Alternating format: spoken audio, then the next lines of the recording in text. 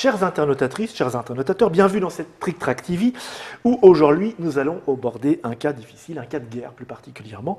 Le célèbre poète disait en son temps n'est pas mort qui dort à jamais.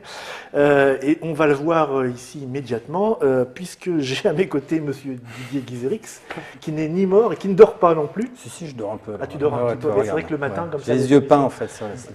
Et puis messieurs David et Damien qui représentent les éditions Black Book ou les Black Book Editions. Voilà, avec l'accent. C'est pour ça que vous êtes habillés en noir tous les deux. Exactement.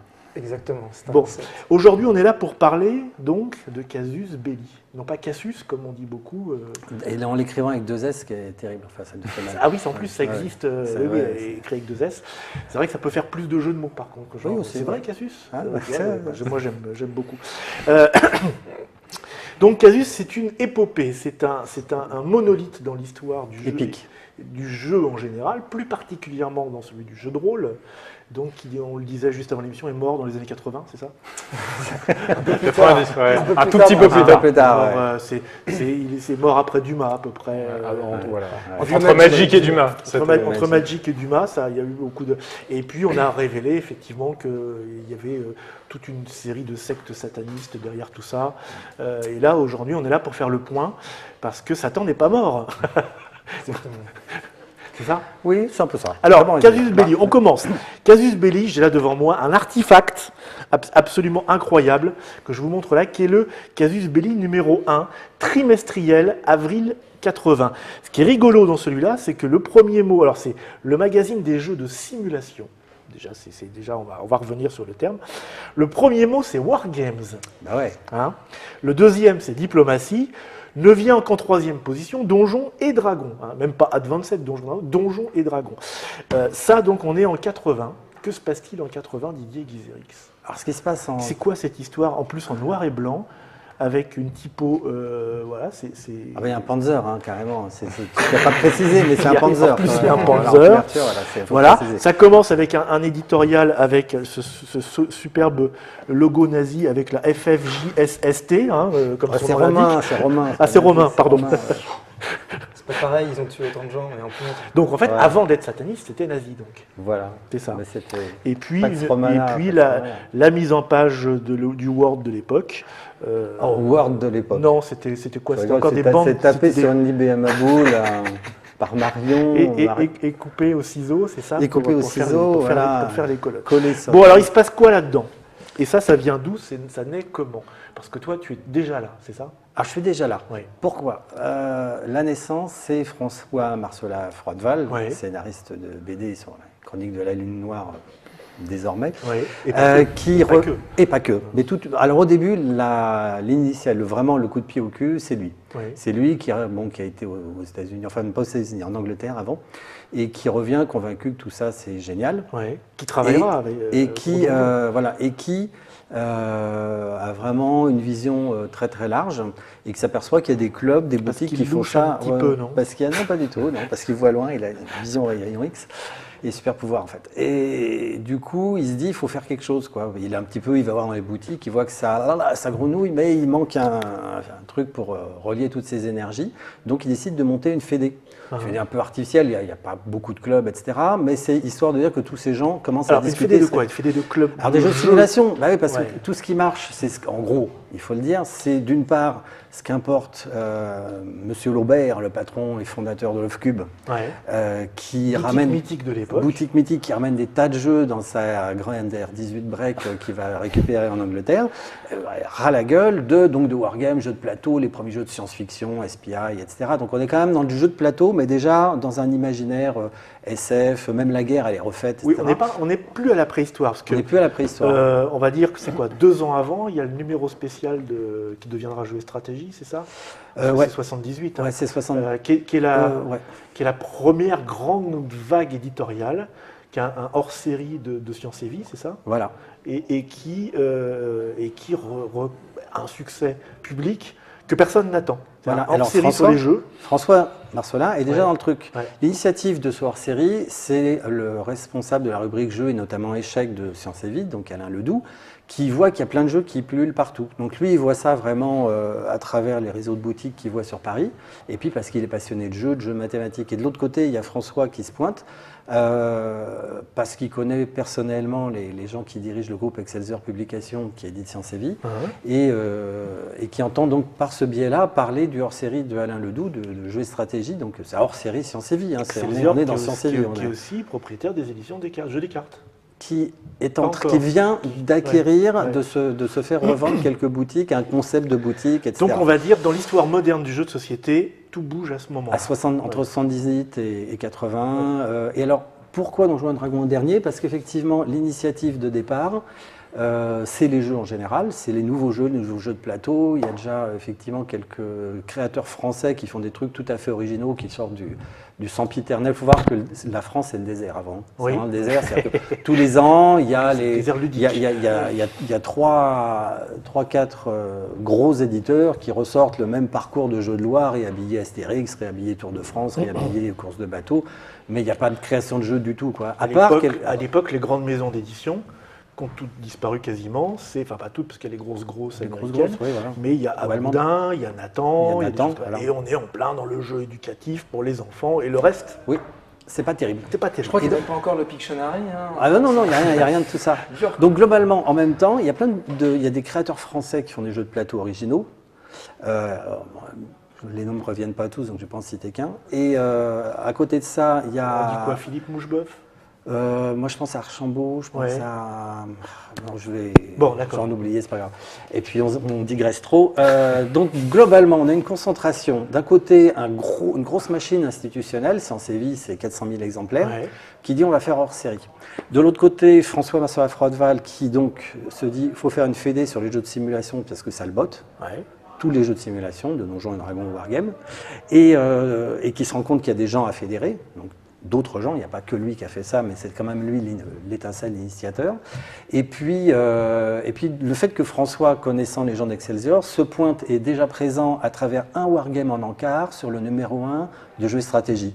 Donc ça, c'est super important, parce qu'on a la guerre des ducs, je crois, c'est ça, si je ne me trompe pas, et dès le début, on peut découper des pions et jouer au Wargame, dans jeux et stratégie. Et ça, waouh, c'est super nouveau, quoi. C'est passer du Tour de France, passer ou des petits chevaux à la guerre des ducs. Tada, il se passe vraiment quelque chose.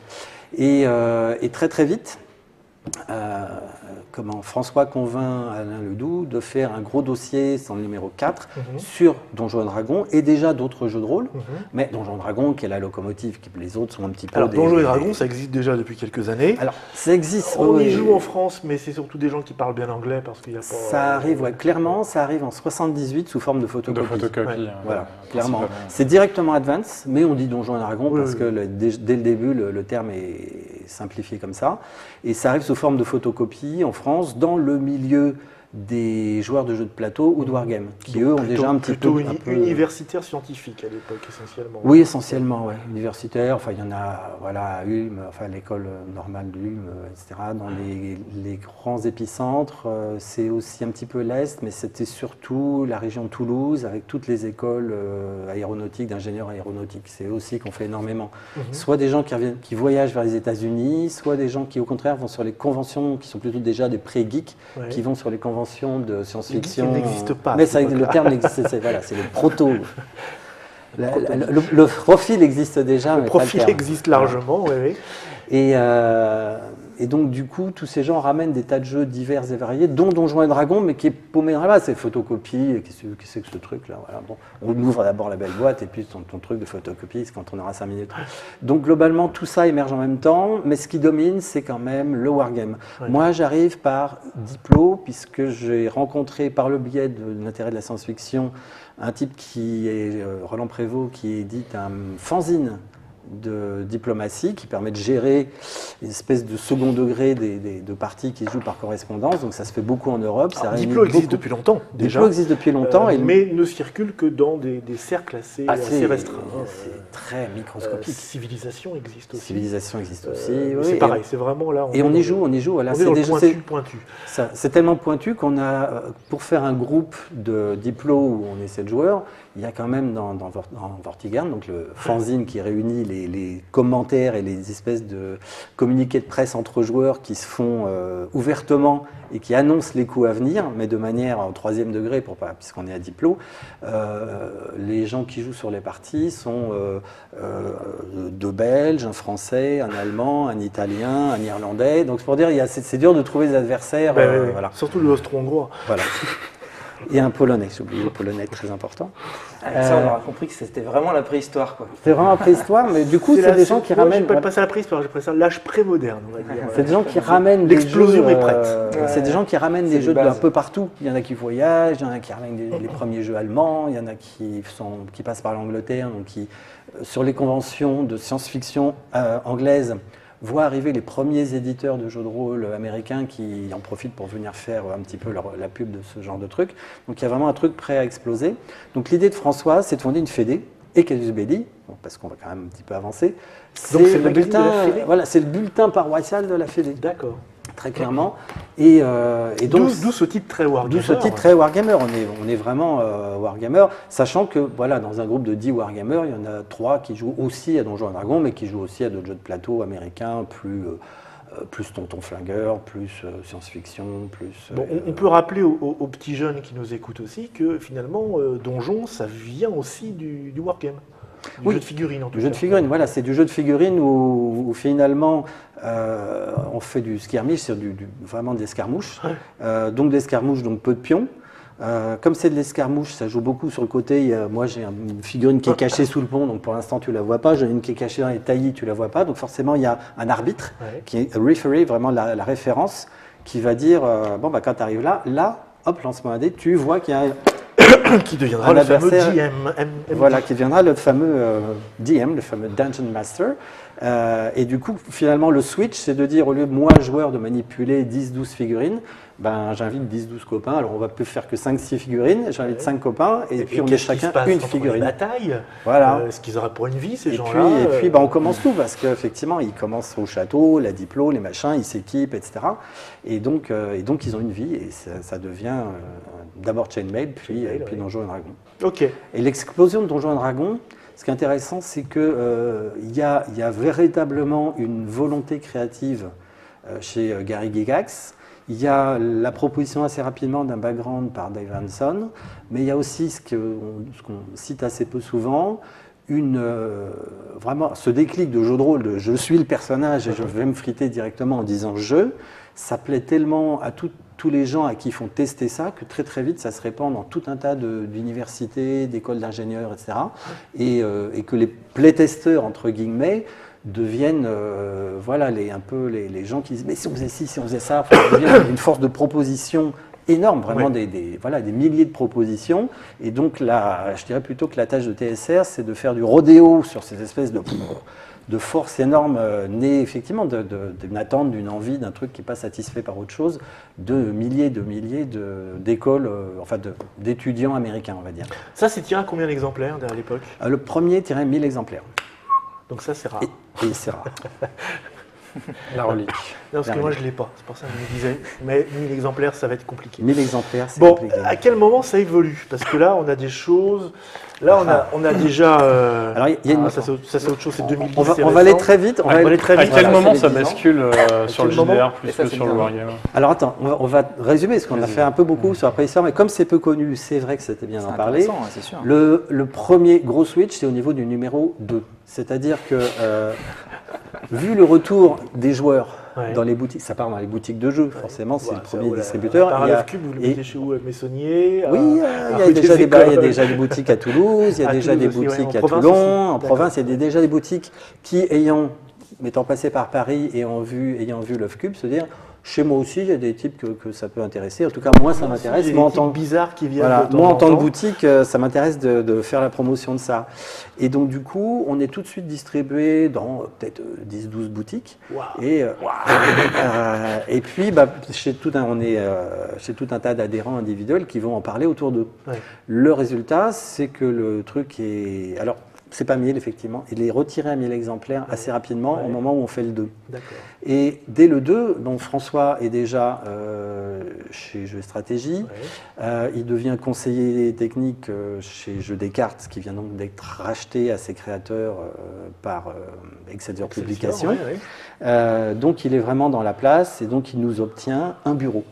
On est encore sur nos crédits à nous, mais on a un bureau. Et on a donc juste sur le même palier Jeux et Stratégie qui peut nous expliquer, bon voilà les petits, en général ça se fait pas avec une IBM à boule, ça se fait, voilà. C'est déjà près de l'héliport de Paris, dans le même quartier ou non, on est aux Champs-Élysées, on est exactement à Saint-Philippe-du-Roule. Ça c'est le jeu de rôle, ça, tout de suite. À côté des Champs-Élysées, voilà, non, vraiment Saint-Philippe-du-Roule. C'est le côté Excelsior, ça, à mon avis. Très joli vieille église.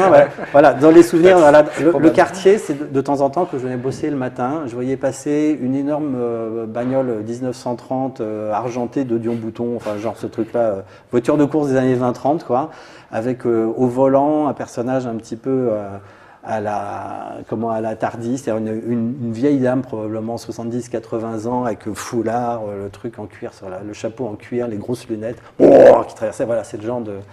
C'était un quartier assez créatif. Quand tu arrives le matin et que tu as croisé ça, c'est une bonne journée aujourd'hui. Et mais on est donc côté Champs-Élysées, on va beaucoup au cinéma du coup. Et donc le gros switch, c'est ça, c'est dès le 2, on a des bureaux. Donc on est vraiment dans les bureaux, on a une espèce d'environnement technique Bande de Richard, quand même. qui fait que tout en fonctionnant encore sur les fonds propres de la Fédé, qui sont donc assez ridicules, on a une ligne téléphonique, enfin voilà, on peut laisser des messages. On a un jeu des cartes à côté qui peut nous expliquer des trucs. On a une photocopieuse, voilà, le truc. Un fax. Un fax. Non, un téléx. Un téléx.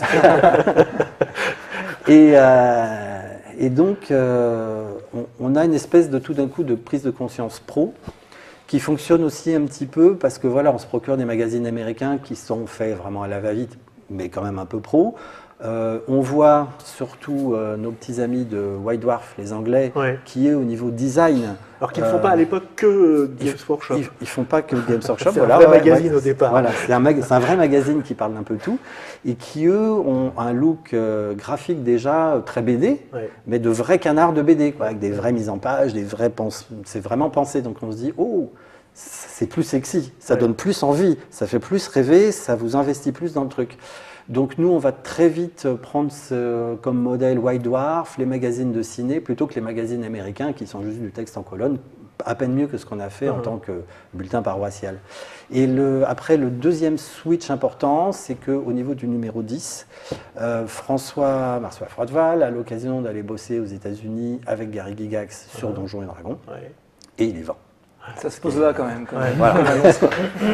Ils se connaissent déjà, ils se sont déjà rencontrés et là il va bosser avec lui plusieurs années. Donc, sachant qu'il part pour un certain temps, il revend le titre qui lui appartenait à Excelsior. Excelsior ayant le titre, l'a investi. Et donc on commence à avoir un vrai bureau, on commence à avoir, je ne l'ai pas amené ici, mais des couvertures couleurs. Et voilà, on n'est pas encore à cette époque-là, mais on passe à la couleur, on augmente le nombre de pages. Vous êtes déjà établi numéro 56. On passe 10 ans après. Ouais, c'est ça. On passe en micro. Là, c'est Didier qui roule avec la voiture de sport.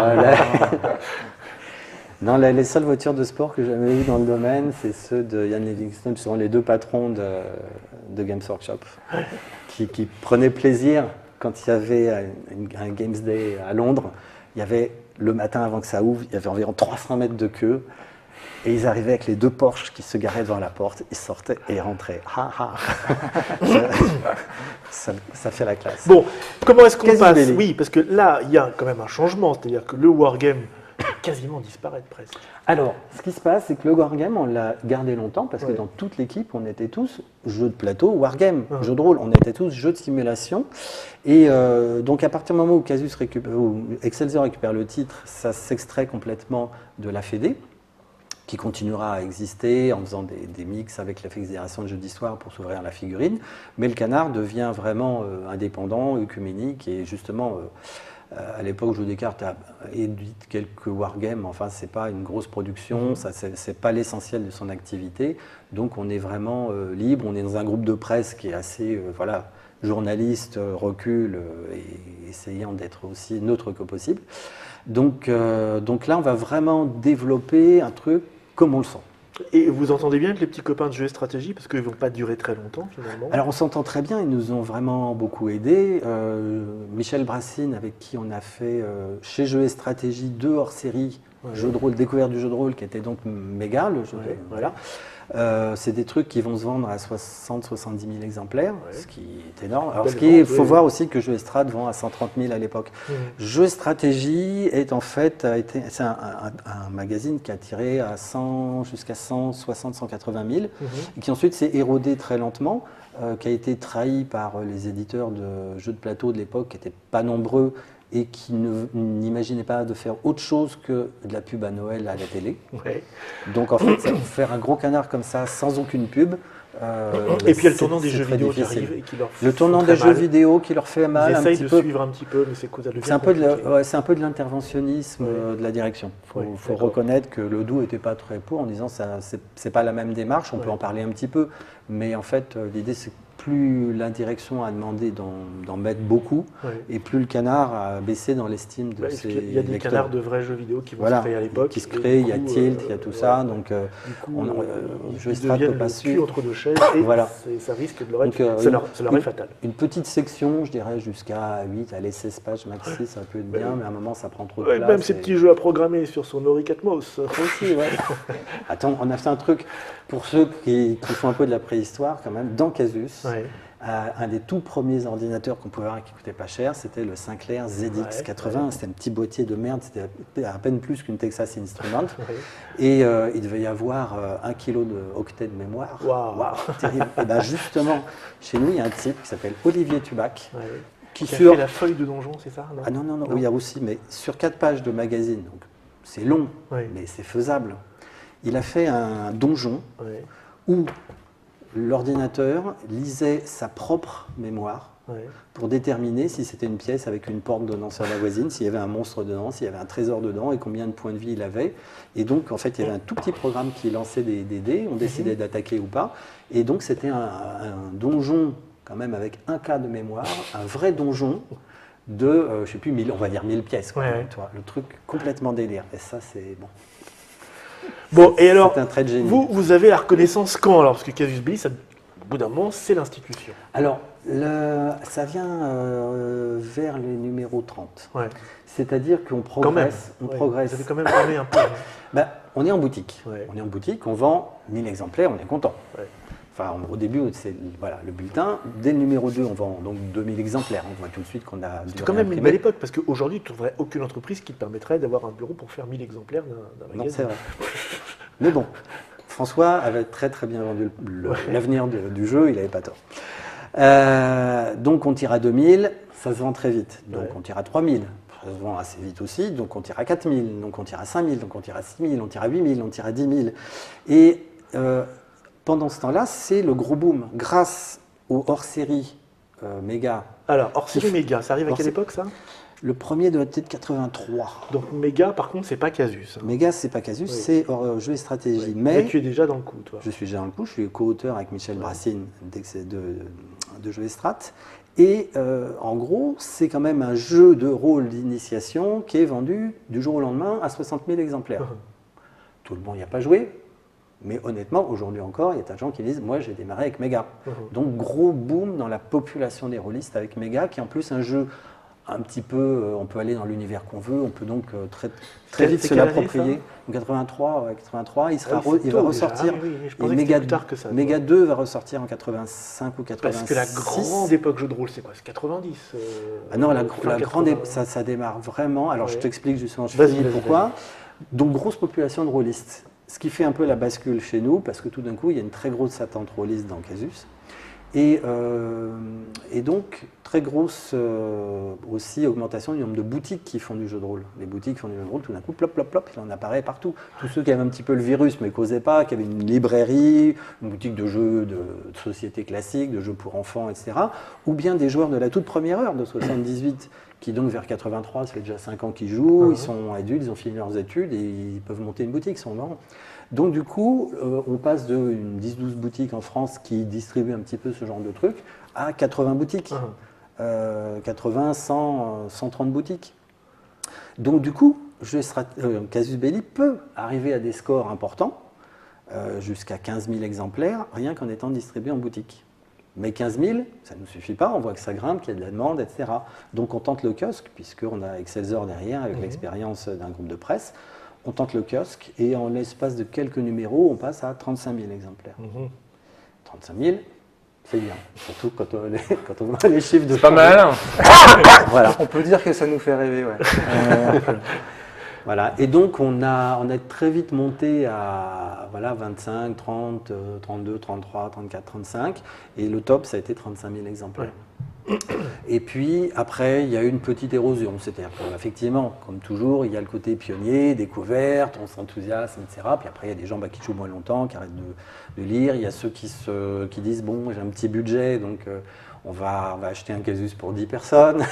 Et la tâche devient beaucoup de compliquée clubs, il y a énormément de clubs. On est dans l'époque pré-Mireille Dumas, pré-Ballet Masque. Alors déjà, moi, ce que je voulais dire, c'est que tout ça va créer quelque chose qui est, à mon avis, très spécifique en France, qui est le terreau des boutiques, qui va aider à la fois au jeu de rôle, qui va évidemment exploser avec les jeux de cartes à collectionner, et qui donne aujourd'hui cette activité, cette création française qu'on a sur les jeux de société, Exactement. parce qu'on a un vrai réseau qui existe, c'est pas le cas dans tous les pays en fait, et c'est créé à ce moment-là en fait. Ouais. Il y a encore plein de boutiques de cette époque qui restent. Voilà, il y a vraiment, et de la même manière, bon, les gens étaient très très rôlistes, mais ils étaient tous amateurs de jeux de plateau, et encore de wargame, enfin vraiment de tout ce qui tournait autour. Oui, Magic a changé la donne parce que Magic a été une espèce d'engouement, c'est tellement plus facile à mettre en place. J'ai une anecdote rigolote parce que ça doit dater de 95, 97, un truc comme ça, d'une grosse convention à Toulon, le France Sud Open. Où les gens disaient, des rôlistes me disaient non, Magic, ça ne nous a pas vraiment empêché de jouer. Et donc c'était en juillet, et je disais, mais de quand date votre dernière partie de jeu de rôle? Et alors là bon, le gars, c'était, puis il se regarde, et puis Noël. Voilà. Oui, donc il continuait à jouer régulièrement au jeu de rôle tous les 6 mois. Quand les personnes de jeu de rôle commencent à avoir des noms de cartes de Magic, ça sent le sapin. Voilà. Exactement. On va dire que ça représentait ça. Ben, ça existait beaucoup, ça. Il y avait et donc là, c'est. Magic prend beaucoup d'argent aussi aux joueurs. Il faut beaucoup d'argent, mais le temps aussi. Le temps. Oui, puis crée un engouement commercial démesuré, quoi. Même par même rapport les boutiques, à la grande période les de boutiques, jeu. quelque part, elles en ont profité. Enfin, c'était très bien. Ah oui, à l'époque. là, c'est une grosse flemme. C'est un autre sujet, on verra. C'est un autre sujet, mais le truc de Magic, c'est que c'est la grosse flemme. C'est-à-dire que pour des rôlistes, jouer à Magic, c'est la grosse flemme. Il n'y a pas de scénario préparé. On sort les graphies, on prépare ses cartes, mais tout le monde arrive et puis la partie se déroule en direct. Et pour les boutiques, c'est plus facile. Et pour les boutiques, ça se vend tellement comme des petits pains qu'il y a beaucoup de boutiques qui ont complètement oublié de vendre le reste. Et qui, quand Magic a baissé, ne savaient plus rien faire d'autre que les cartes et qui ont fermé uniquement parce qu'ils avaient complètement perdu l'habitude de se battre pour vendre, enfin en tout cas de se motiver le matin. Découvrir les autres là, il y a eu beaucoup d'apparitions et de disparitions. Énormément. Il y a eu beaucoup de mouvements de ce côté-là. Il y a une question que je voulais te poser, Didier, c'était, il y a un changement dans le jeu de rôle à une époque. C'est-à-dire que quand tu commences à faire Casus Belli, des jeux de rôle, il y en a combien exactement il y en a combien auxquels on joue? Ah bah il n'y en a qu'un. Quand on commence à faire Casus Belli, il y a Donjons et Dragons. C'est marqué Donjons et Dragons, et pas marqué jeu de rôle. Très vite, il y a Cthulhu qui arrive. Alors Cthulhu, en fait tout arrive à peu près en même temps. À petite dose. C'est-à-dire qu'il y a Donjons et Dragons, et puis il y a une petite cerise qui est posée dessus. Il y a effectivement Cthulhu, il y a aussi RunQuest qui arrivait très vite. Le système descend, effectivement. Parce que, mais il y a aussi des jeux. C'est bien, mais les règles sont pourries, il faut le dire. En fait, il y a des gens qui jouent, à Donjons et Dragons.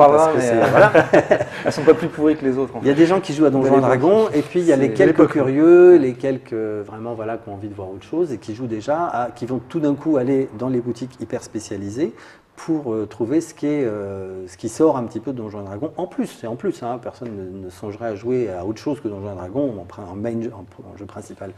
Et donc du coup, effectivement, Traveler, RunQuest, Cthulhu, qui sont des jeux qui arrivent, qui sont les premiers jeux à avoir un peu de succès Space Opera. Et puis les jeux français.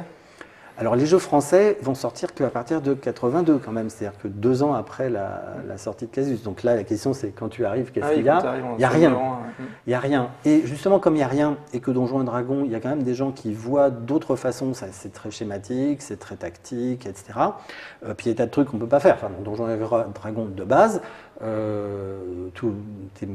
a le voleur peut grimper au mur, les autres ne peuvent même pas essayer. Ils peuvent même pas, et ils n'y pensent pas. Non, Voilà, C'est calibré. Et au début, c'est calibré. elfes et nains sont des métiers.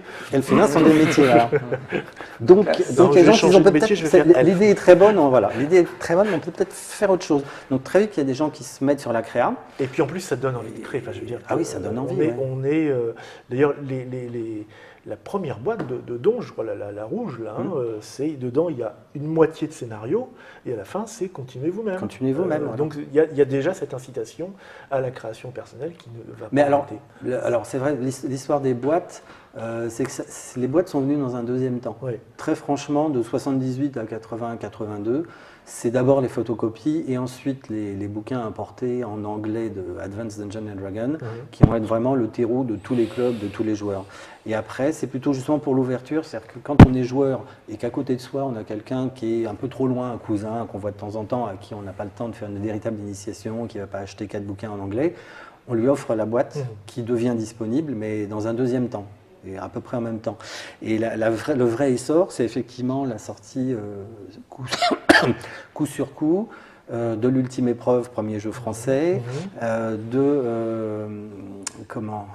de l'Appel de Cthulhu en français, qui correspond vraiment plus qu'aux Américains, vraiment à l'esprit français. De Légende, qui est un beau produit et qui donc va faire beaucoup pour le prestige du jeu, en disant waouh, c'est historique, c'est bien illustré, c'est beau, c'est présenté, C'était chaud à jouer. boîte carton. Oui, mais c'est le prestige. C'est la ça. boîte que tu offres, tu essayes, tout ça, et tu la ranges, mais tu es fier. Tu es fier de l'avoir. Il y a des gens quand même qui vont faire perdurer le jeu d'une manière plus abordable. Mais coup sur coup, donc, et puis il y a Méga qui sort en série, donc avec gros tirage. Donc tout d'un coup, pouf, il y a beaucoup d'autres choses. Et il faut voir qu'en France, à ce moment-là, justement parce que Jeux des cartes ne gère pas bien Gary Gygax, qui est venu exprès des États-Unis pour parler de faire la version française de Donjons et Dragons. Et là, c'est le petit hic avec les patrons de l'époque qui disent « Ah bah oui, peut-être qu'on va en faire 5000. » ouais, d'accord. Donc en fait, ils repartent pas très contents. Ils cherchent un autre éditeur français, mais ça va prendre du temps parce qu'ils vont trouver quelqu'un qui est intéressé commercialement, mais qui n'a pas le réseau, etc. Donjon a été vendu par une société qui faisait des échiquiers électroniques. Exactement. Et donc le type qui mettait les trucs, le magasinier qui mettait les choses dans les boîtes, lui, ça lui sortir des petits scénarios. Ça n'a pas duré très longtemps parce Donc du coup, en fait, il y a un relatif. Alors oui, ça se vend. Ça se vend, c'est Donjons et Dragons et ça se vend.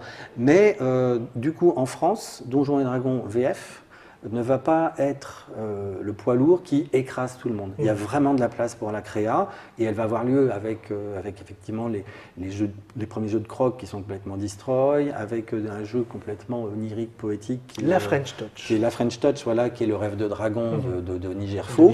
Et les gens sont super contents de la créa française. Et les Anglais, oui, il reste un peu le prestige américain, etc.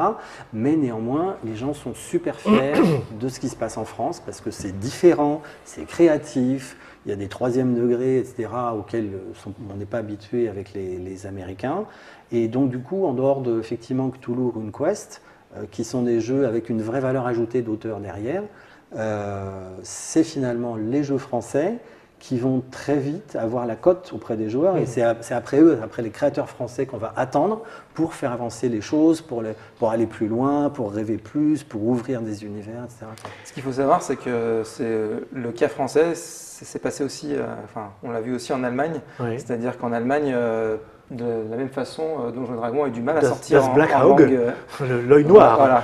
Donjons et Dragons a eu du mal à sortir en allemand, pareil, pour des problèmes d'éditeur, de distribution. Et du coup, l'œil noir est arrivé comme ça et a, pour le coup, en Allemagne, vraiment supplanté le rôle de Donjons et Dragons. Alors qu'en France, il n'y a pas eu un jeu qui a supplanté le rôle de Donjons et Dragons.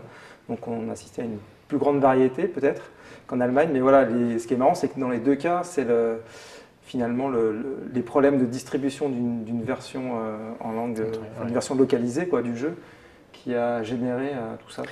Alors, quand on est rédacteur en chef de Casus Belli et qu'on sort de la période des pionniers, alors ce que j'appelle la période des pionniers, moi j'appelle ça la période « est-ce que tu en es ?»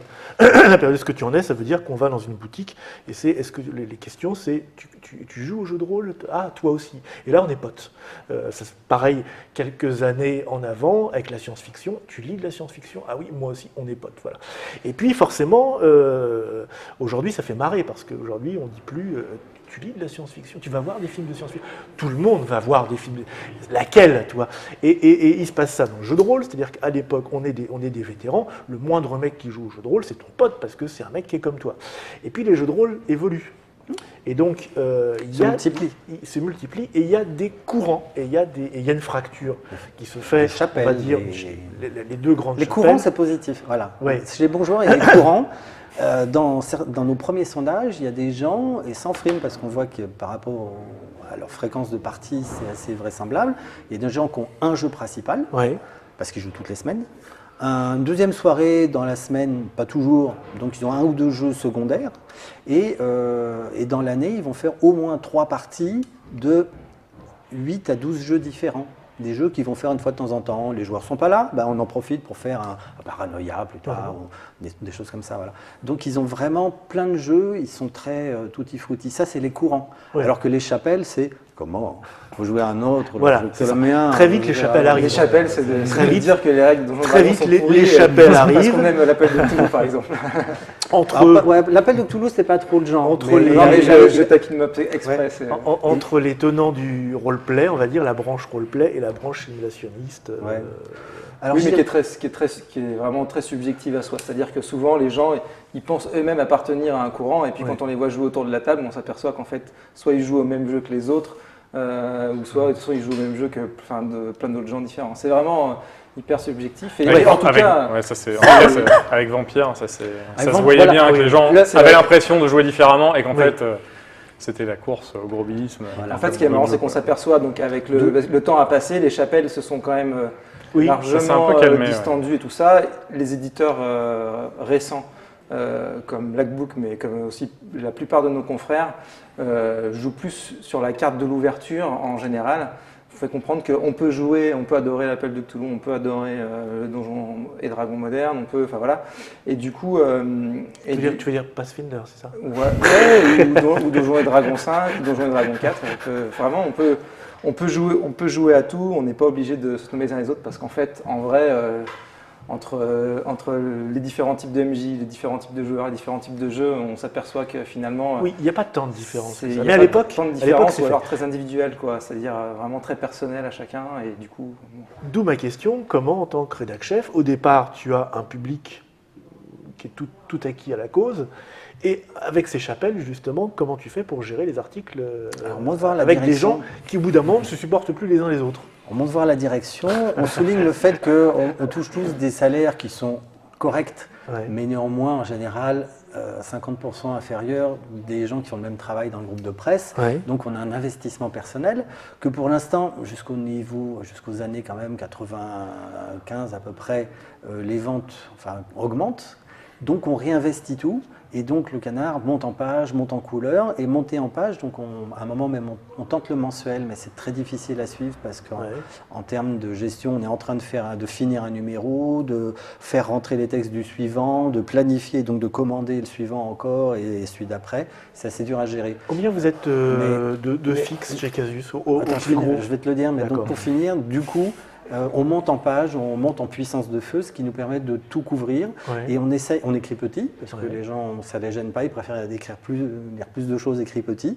Et on essaye justement, comme on est assez fréquent, de faire un turnover, vraiment que tous les jeux soient plus ou moins couverts, soit par un article, soit par un scénario, soit par une aide de jeu, soit par des grosses news un peu détaillées, ce qui nous permet d'avoir effectivement, tout le monde trouve toujours des infos sur son jeu préféré. Un coup, c'est un numéro un peu bon. Et les gens sont quand même dans les chapelles, ils sont quand même intéressés par savoir ce qui se passe ailleurs, pour pouvoir changer de chapelle, pour pouvoir discuter, etc. entre eux. Les seules vraies chapelles qui existent, mais elles sont assez, effectivement, c'est flagrant autour de Vampire, parce qu'il y a une esthétique différente, et il y a tellement une esthétique bourrin, série B, etc., qui tourne autour de certains jeux de Rock Fantasy en général, pas seulement Donjon, qu'il y a un petit côté, voilà, je suis tiré à quatre épingles, de noblesse, fausse noblesse de fausse noblesse de jeu de rôle qui se crée et qui existe déjà dans quelques autres jeux. Donc ça, il y a quelques chapelles, effectivement, et là, les gens sont assez virulents, ils nous écrivent des trucs, pourquoi vous parlez des vieilles ringardises, il n'y a plus que notre jeu qui est bien, et vous devriez en mettre un assez sérieux. Donc il y a des espèces de guéguerres qui se font, et elles ne disparaissent pas de manière vraiment positive, elles disparaissent à cause de la campagne anti-jeu de rôle. Mireille Voilà, et Mireille qui utilise son émission. On peut exagérer de parler de campagne, peut-être. Oh, si, parce qu'elle a une très grosse. Toi, tu n'as pas lu le dernier article Casus Belli consacré à ce sujet, dans lequel Didier explique toute la vérité sur la famille. Voilà, il faut lire le dernier Casus. Mais en très résumé, elle a une grosse puissance de feu. Elle a une amie dont les enfants jouent au jeu de rôle et elle trouve que c'est pas bien. Donc, elle fait une émission contre les jeux de rôle. Et elle n'hésite pas à utiliser les parents d'un ado qui s'est suicidé, pas forcément à cause du jeu de rôle, mais mais effectivement, dans une mise en scène du jeu de rôle. Il n'y a pas mon psychanalyste préféré. On en parle. Non, on en parle. Mais lui, il a vraiment un rôle, je dirais, un peu comme les parents, c'est-à-dire qu'il sert de chair à canon, quand il sert de carburant aux émissions. Il y a plein d'émissions, enfin, je veux dire, toutes les émissions où on fait pleurer dans les chaumières consomment des problèmes de gens pour les écrabouiller. C'est-à-dire que ce qui est intéressant pour l'émission, on le met en avant, ce qui n'est pas intéressant, on le cache, et s'ils disent des choses, et justement, donc on a discuté avec les parents du jeune homme, parce que c'est un truc dramatique, et eux ont eu conscience de cette fait manipulé, c'est-à-dire que, comme je le dis, mais bon, c'est important de le redire. C'est une vilaine dame, ça c'est sûr. Voilà, elle a envie de descendre les jeux, donc elle dit voilà, mais les jeux pour vous pensez que votre fils c'est ci, c'est ça, non, elle a vraiment... Elle cherche à descendre le jeu pour rendre service à sa copine. Et donc, quand elle dit, voilà, le jeu de rôle, vous pensez que c'est ci, c'est ça, et que votre fils est tombé là-dedans, la mère sur le plateau dit, donc c'est quand même, alors c'est la belle-mère d'un ado qui s'est suicidé il y a plusieurs mois, dit non, pas du tout. Et en plan de coupe, on la voit faire. Voilà. Donc ça, c'est le métier de monteur truqueur à la télé. Est-ce que vous coupez ? Ben non, c'est que regarde, il n'y a pas de ciseaux nulle part. J'ai rencontré après en tant que parent d'autres parents d'élèves qui ont été monteurs truqueurs à la télé et qui ont quitté leur boulot dégoûtés. Bref, donc c'est vraiment une émission de propagande vraiment destinée à tuer le jeu de rôle et ça marche. Puisqu'effectivement, du jour au lendemain, alors qu'il y avait des dizaines de milliers de petits clubs dans des MJC, des mairies, des choses comme ça, tous les responsables, ils ne savent pas trop, ils ferment. Ils ne veulent pas l'emmener avec les parents, la municipalité, le conseil, etc. Ils ferment. Dans les lycées, on ferme. Dans les collèges, on ferme. Donc en fait, il existait une structure d'accueil, c'est juste une salle avec une armoire et une table, mais une structure d'accueil où des centaines de milliers de jeunes joueurs pouvaient trouver un endroit où jouer une fois par semaine. Et tout ça, ça ferme. C'est vraiment, alors, je crois que c'est du jour au lendemain, 150 000 petits locaux en France qui ferment. Il ne reste plus que quelques centaines de gros clubs qui vont résister. Et donc ça casse tout. Et je pense que le bienfait qui en est sorti, le seul, voilà. Alors ça a vraiment cassé le jeu. Ça venait en même temps que justement, on parlait de Magic et tout à l'heure. Donc ça vient en même temps, donc ça fait beaucoup de mal. Le seul bien qui en est sorti, c'est qu'effectivement, toutes les chapelles, tous les éditeurs qui étaient tout d'un coup se disent « Ok, on est vulnérable, rien n'est acquis et on est tous solidaires. » C'est vrai qu'il y a un sérieux coup de frein à l'époque. Face à l'ennemi commun. Ah oui, il y a quand même, suite à son émission, il y a des rôlistes qui faisaient un instant de jeu de rôle sur une convention, enfin un truc de livre, quoi, un festival du livre, et qui se sont fait cracher dessus par des ados qui disaient « on a vu, vous êtes des satanistes, des tarés », et qui leur ont craché dessus physiquement, quoi. Donc voilà, la manipulation par la secte Mireille, on a payé pour... en même temps, moi, à l'époque, j'ai eu pas mal de parents qui venaient, je travaillais dans une boutique à cette époque-là, donc on était en première ligne aussi. Et le bon côté, c'est qu'il y a pas mal de parents qui venaient, qui commençaient à s'intéresser à ce que faisait leur môme, ce qui n'était pas une si mauvaise chose que ça. Alors, à l'heure d'échange, les mômes étaient incapables d'expliquer ce qu'ils faisaient, et quand ils expliquaient, c'était terrible. Enfin, et donc, moi, j'étais bien content de voir des parents qui venaient... on va dire pour la plupart, se renseignaient parce qu'ils étaient inquiets, ce qui était tout à fait légitime, et qui étaient prêts à écouter et qui repartaient tout à fait rassurés sur les activités de leurs enfants. Mais évidemment, ce n'était pas la majorité. Ça, c'est le côté positif. C'est le côté positif. Comme tu dis, ce n'est pas la majorité, mais ça fait un bon côté. Voilà. Et aujourd'hui, on est dans une phase différente. Ce serait peut-être bien quand même d'arriver. Et vous, ça vous embête ou pas? Il y a eu malheureusement ça. Voilà, c'est ça. Qu'est-ce qui se passe là? Gros fumble. Érosion, donc Mireille Dumas, tous les clubs ferment, beaucoup de joueurs qui peuvent plus démarrer. On est en combien là? On est en 99. Mais en gros, l'époque noire, après Mireille Dumas. Octobre-novembre 90. Ça va très mal à partir de 97. Ouais. Vraiment très mal. Il y a une érosion. À cause de Magic, à cause aussi de la montée, on ne parle pas trop, mais des petites consoles. Ouais. Pourquoi? Parce que le jeu de rôle, ça répond à un besoin qu'on a tous de se raconter des histoires. Enfin, je veux dire, le jeu de rôle, c'est le terrain vague. Au 19e siècle, au début du 20e, les Gavroche et tout ça, les gamins, ils allaient sur les terrains vagues, ils se construisaient une cabane, ceux du quartier d'à côté s'en faisaient une en face, et justement, sans que ça prenne les dimensions dramatiques que ça peut prendre aujourd'hui, ils se tapaient dessus quand même, enfin ils se faisaient des guéguerres, mais c'était quand même scénarisé, il y avait des espèces de règles réciproques, etc. Et ils s'inventaient des royaumes, les gamins s'inventaient des royaumes. Et c'est vrai qu'avec le jeu de rôle, ça permet de faire ça de manière beaucoup plus sophistiquée, créative, littéraire, théâtrale, etc. Coopérative, mais ça correspond à un besoin et humain. Et donc il a rempli cette fonction très très bien pendant 15 ans. Et puis sont arrivés les consoles, les jeux de cartes. Mais ce qui est marrant, c'est que sur cette couverture du dernier numéro, donc, alors là, on est passé vraiment à tout l'univers des jeux de rôle. Donc là, maintenant, on est à fond dedans, à ce moment-là. Je vois là, Hasbro rachète Wizards of the Coast pour 2 milliards de francs. Donc là, on est une grosse période Magic, effectivement. Et puis ce petit titre-là, qui n'est pas anodin non plus, EverQuest, peut-on jouer enfin sur son ordinateur? Ça joue aussi, ça, non? Ça joue énormément, parce qu'il y a un vrai plaisir. C'est quand même un numéro particulier. C'est vraiment c'est le gros fumble, c'est le dernier numéro, on s'arrête. Mais alors, pour dire ce qui s'est passé avant... Fumble, tout le monde ne connaît peut-être pas encore. Fumble, c'est gros échec au dé, dans tous les jeux de... pire jeu de rôle, échec critique. C'est échec critique. On peut rater des actions, mais de temps en temps... C'est le contraire du vin nat. C'est le contraire du vin naturel, de la réussite critique, c'est de temps en temps, il se passe un gros truc. Et là, c'est le gros fumble. Donc, on est en pleine érosion. Alors, il faut voir aussi que la direction d'Excelsior commence à songer à vendre le titre. Pour passer à d'autres activités. C'est pas le seul qui vont vendre d'ailleurs. Voilà, ils vont vendre. Le groupe va être vendu. Il y a aussi une restructuration d'entreprise qui est derrière ça aussi. Donc on est le premier. Ça fait déjà un truc de moins à gérer. Le jeu des cartes va être vendu aussi séparément, et puis tous les titres vont être vendus, les titres informatiques, camping et caravaning, tes collègues quoi. Autoplus, Science et Vie Junior, Science et Vie, tout ça. Le chasseur, je sais plus quoi. Non, il n'y a pas de chasseur. Il n'y a pas de chasseur. Non. Il n'y a pas une revue de chasse. Non. Il y avait des trucs assez. Alors il y avait scientifique, voiture, scientifique et voiture, et finance.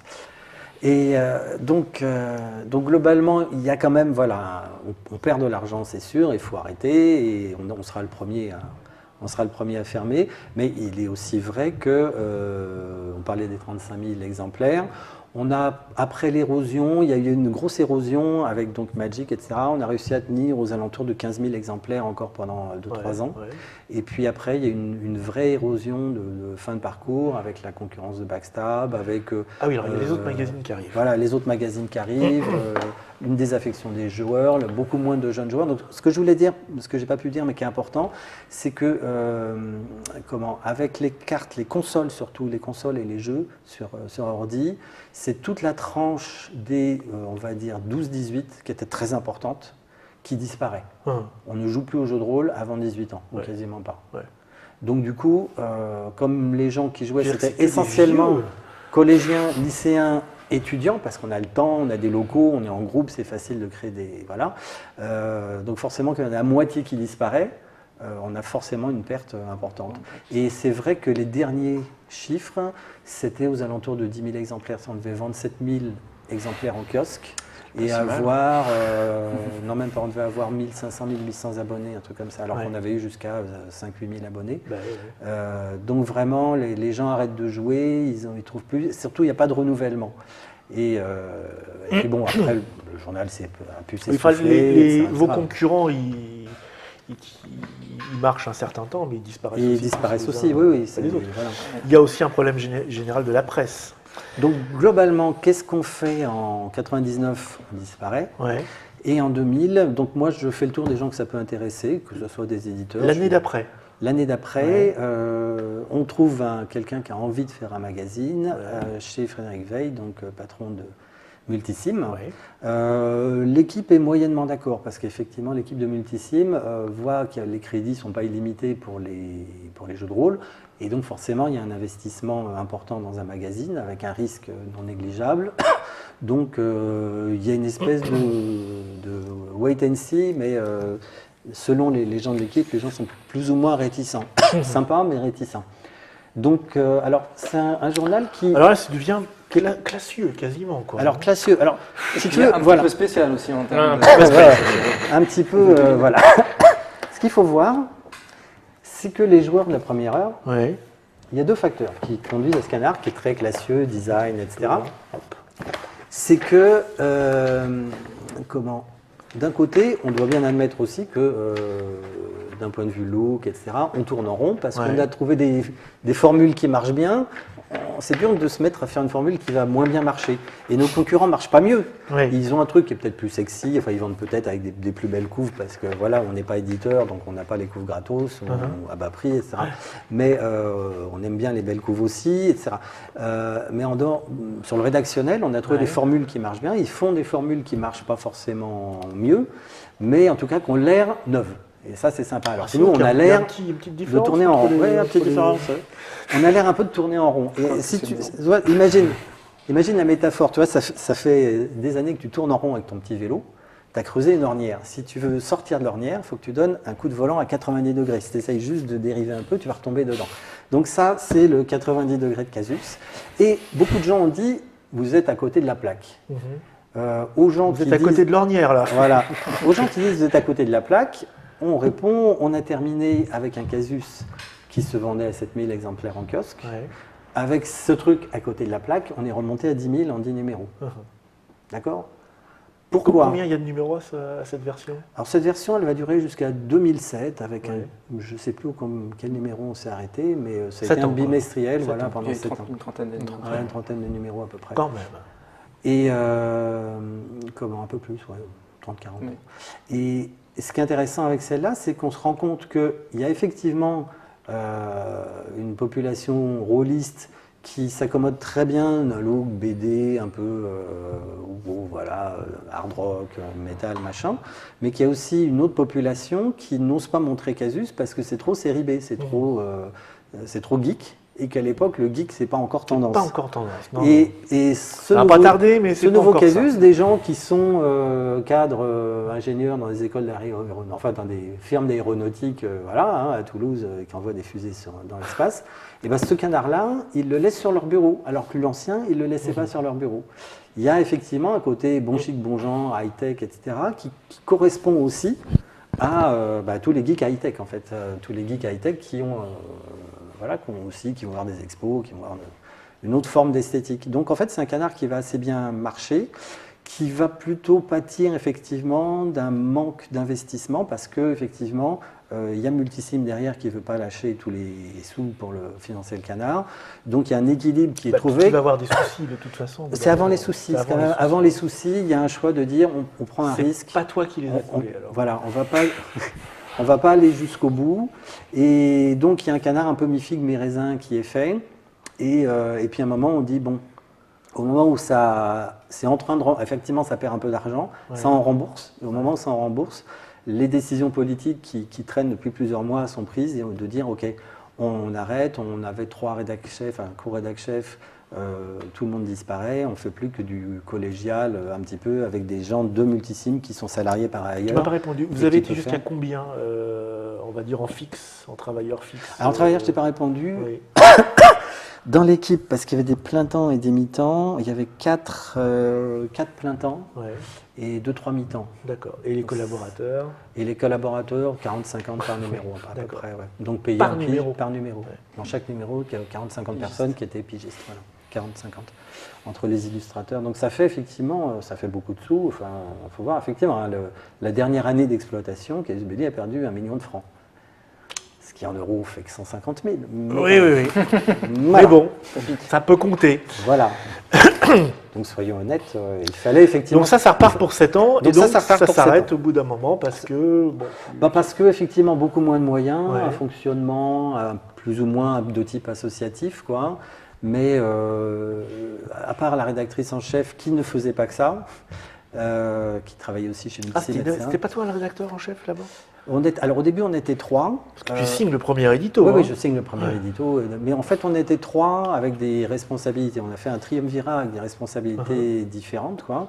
Donc André, André Deoneves, qui était un petit peu justement la ligne, c'était lui qui a chapeauté tous ces changements d'esthétique, qui était un vieux rôliste aussi, qui vient de RuneQuest, mais qui était quelqu'un en qui les gens de Multisim avaient confiance, en tout cas le patron de Multisim avait confiance, et qui a justement pour faire quelque chose de vraiment différent. Même dans l'équipe de Multisim, les gens qui disaient voilà, il faut faire la même chose, il faut faire différent mais quand même classique. On avait des idées sympas aussi, genre un petit peu les guides de voyage exotiques, enfin il y avait des esthétiques un petit peu sympas. Et effectivement, André disait il faut vraiment casser le truc. Donc une deuxième fois, Casus Belli disparaît. Une deuxième fois, qu'est-ce que tu fais? Tu reprends ton carton dessin, tu vas voir d'autres gens? Alors non. Voilà. Déjà, de toute façon, à partir du moment où on a arrêté d'être 3 rédac chefs pour être remplacé par quelqu'un d'autre, dans un premier temps, moi j'ai repris mes crayons et je suis redevenu ce que j'étais en arrivant, c'est-à-dire graphiste. D'accord. Et donc et là, je vois complètement différent. Et puis le troisième Casus Belli numéro 1. Voilà. Deux enthousiastes rôlistes lyonnais qui se trouvent dans une situation professionnelle. Là, c'est 2010. Donc, Voilà, où après un licenciement, ils ont la possibilité d'avoir des sous tout de suite et d'investir dans un nouveau boulot. Et donc, plutôt que de chercher du travail, je vérifie quand plutôt même. que de chercher à Pôle emploi, édito. Ce n'est pas Didier Guizérix. Eh ben non, c'est les. Tu n'es plus là. Je ne suis plus là. Non. C'est toi qui leur refile le nom? Comment ça se passe? Le nom appartenait à Fred Veil, il y a une boîte qu'on avait montée avec Fred Veil, et donc qui a revendu le titre. Voilà. Et là, n'en parlons pas. La revente avec de bons arguments n'a pas été tout à fait et vu équilibrée. La typo, ils sont un peu moins graphistes peut-être, non? Oui, il y a une recherche. Ils ont un graphiste quand même. Ils ont un graphiste. Il y a une recherche, mais elle n'est pas super maîtrisée. Ils payent un graphiste très cher d'ailleurs. Ah oui. Ouais. Trop cher. Et là, j'ai l'impression que c'est le moment où on va prendre la main par rapport à Didier. Voilà, je pense à intervenir. Vous êtes dans le coup là? En fait, on n'est pas dans le coup, mais on aurait aimé. Jeunes Lyonnais, oui, on a déjà quand même pris une pub pour soutenir le magazine. Donc Black Book existe depuis combien de temps? Il y a 10 ans cette année là, et donc au moment où cette nouvelle formule se monte, on a 6 ans. Et on a déjà. Et vous faites quoi alors? On fait 99% de JDR. Ouais. On a tenté l'expérience du magazine de JDR. Quelques années avant. Quelques années avant, en 2006, avec Black Box, en kiosque. Ouais. Bon, les kiosques. Et le kiosque, ça évidemment, déjà faut qu'on le trouve dans le kiosque, c'est pas évident. C'est ça. On fait 3 numéros, donc là vraiment avec un esprit où on veut retourner sur le. Cette façon sur les anciennes d'aimer le papier, c'est terrible. Ouais, sur les anciennes versions, non, puis sur l'esprit de l'ancien Casus. Ouais. Parce que en fait, on sort alors que Casus Belli existe toujours. Hein. Cette version-là existe toujours. Ouais. Ah, vous êtes des concurrents. En fait. Et on est des concurrents, ouais, parce que contribue à la fin sur la fin, Tout à fait. Ouais. C'est bon côté de concurrent. Voilà. C'est triste, Ouais. mais en fait, à l'époque, on n'appréciait pas. On est victime de mauvaises critiques, alors ce qui peut arriver à tout le monde, mais injustifiées, notamment marrant, sur Pavillon Noir. C'est marrant, comme les éditeurs n'aiment pas les mauvaises critiques. Par contre, ils apprécient souvent les bonnes, je ne sais pas pourquoi. Non, mais en fait, comment dire, là, l'histoire était que sur Pavillon Noir, la personne qui fait la critique, elle est au courant que le jeu de base est découpé en 2 livres, ce qui est un problème en soi et qui est critiquable. Mais du coup, la personne fait comme si elle ne savait pas en disant que le jeu est pas complet, qu'on ne peut pas s'en servir. Voilà. Bon, ça se reproduit 1 ou 2 fois, et en plus, d'une manière générale, nous sur les derniers numéros de Casus, on sent vraiment que l'esprit de Casus auquel nous on était attachés et auprès duquel on est prêt à entendre des critiques. Celui-là, quoi, tous les jeux de Casus, quoi. J'oserais dire le vrai, quoi. Celui-là, le vrai. Voilà, celui de ceux qui ont créé Casus, Et donc cet esprit-là est loin, on s'y retrouve plus du tout, et en plus, étant victime de ce qui nous paraît être des injustices, eh ben, on tente le coup de Black Box, qui est sans doute pas étranger aussi à la fin de ce casus, quoi. Enfin, en tout cas, chaque concurrent, il y avait encore Backstab à l'époque. Et c'est vrai qu'en kiosque, il n'y a pas la place du tout pour 2 magazines de JDR. C'est vrai qu'on se marche dessus. Moi, je vais être méchant, mais je dis ça quand je le vois sortir. Mais ça, c'est pas nous. Donc. Non, je sais bien.